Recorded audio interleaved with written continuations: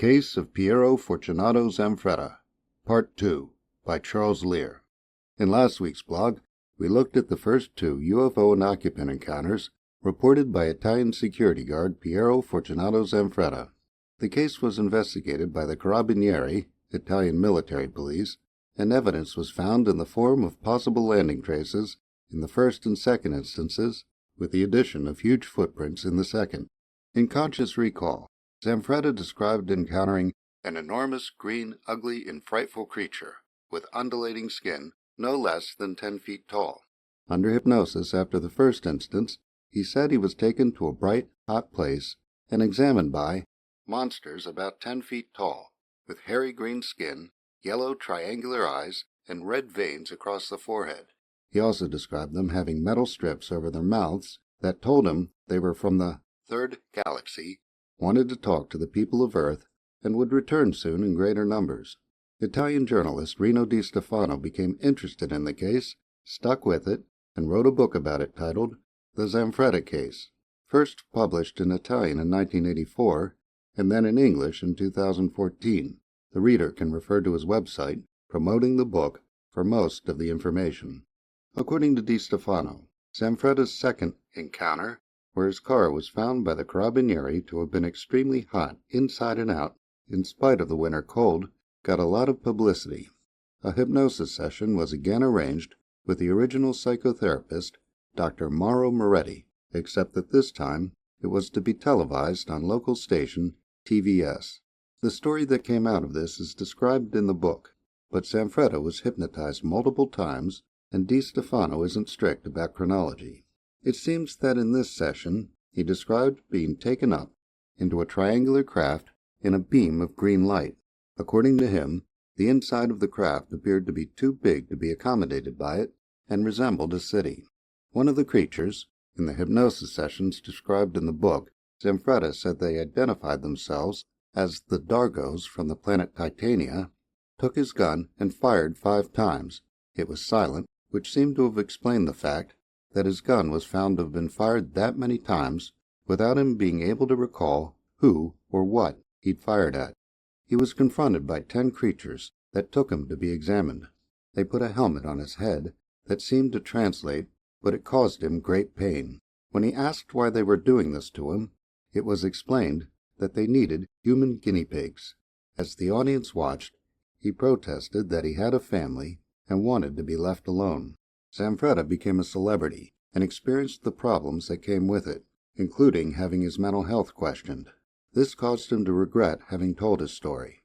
As for his mental health, his company, Val Bisogno, had him examined by a neurologist, and he was declared perfectly sane. This helped his credibility. He was invited to appear on the national TV show Portobello. He was interviewed and regressed, and his story started to make international news. Zanfretta's superiors, out of concern for his safety and the safety of his fellow guards, put him on duty in a populated and well-lit area of Genoa, where he would patrol on a Vespa. Reluctantly, they gave him night duty, which he requested because the pay was better. There were no episodes for over 7 months, until the night of July 30th, 1979, when Zanfretta was on patrol.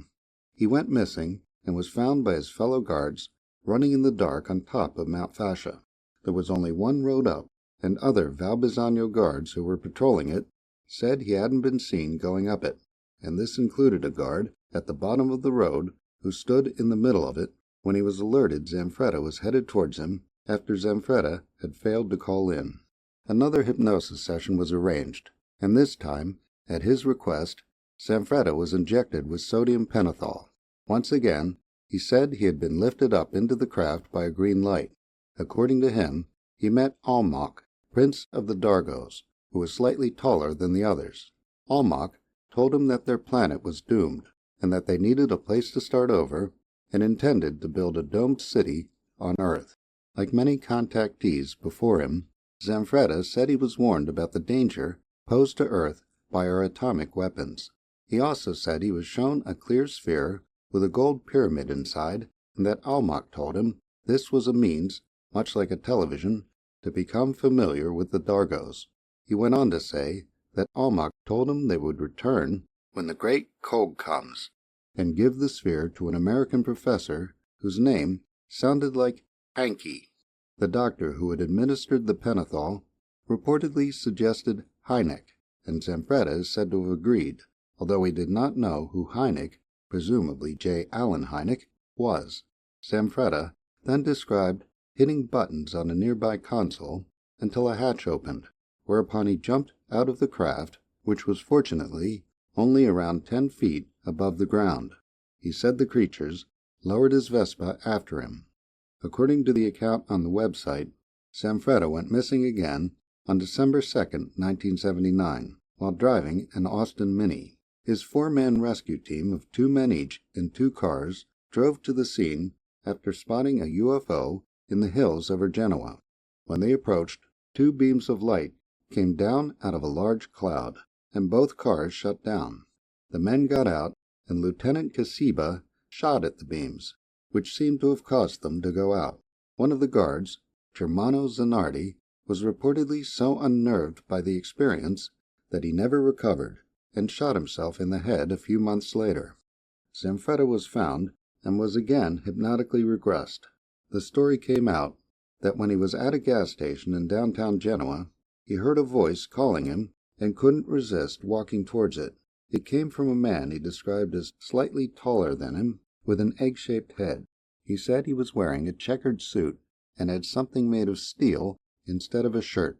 According to him, the man ordered him to drive into a cloud, and he was taken up into a craft. There, the creatures gave him a tour where he saw tubes filled with blue liquid containing creatures that included a caveman and a frog-like being said to be an enemy of the Dargos. He was given the sphere and told to give it to Hynek, and he smashed it on the floor. He had the helmet forced on his head and was shown pictures he was told were of everyone on Earth that included their information. They said everyone would become subjects in their experiments and that they would return again with another sphere. During the session, Zanfretta reportedly said, "Where have you been, and what do you want to do in Spain? Why? But altogether, that will scare people." It is noted that a report came out of Spain the next day of a dentist driving off the road, terrified and blinded by a UFO that had followed him for an hour. He also said that he was told that someone was firing at the ship. Next week, intriguing evidence, more episodes, and the aftermath. Charles Lear is the author of The Flying Saucer Investigators, available in its 2nd edition at Amazon.com.